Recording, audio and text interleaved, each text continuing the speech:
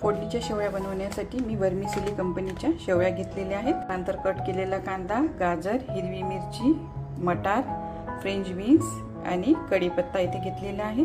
बारीक कट केलेली कोथिंबीर आपल्याला लागणार आहे। मी एक कढई घेतलेली आहे, त्यामध्ये तेल घेतलेलं आहे। आपण आता मोहरी घालूया। उडदाचा सोल मी घेतलेला आहे, तो आपण यामध्ये घालूया।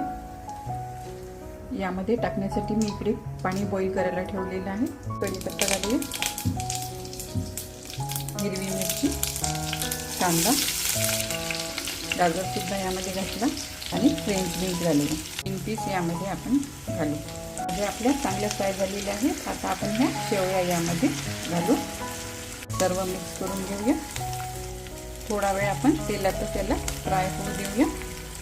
आता आपण यामध्ये हे उकळायला ठेवलेलं गरम पाणी घालूया।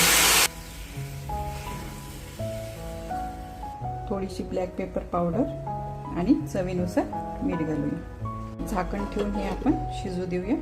आपले शेवया छान शिजत आलेले आहे। आता आपण यामध्ये थोडं लिंबू घालूया, त्यानंतर कोथिंबीर घालूया।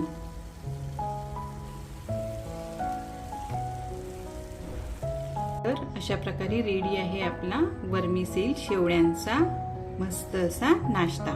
यावर आपण थोडं साजूक तूप घालूया, म्हणजे अजूनच नाश्ता आपला टेस्टी बनतो। मला जर ही माझी रेसिपी आवडली असेल तर नक्की लाईक करा आणि माझ्या चॅनलला सबस्क्राईब करा।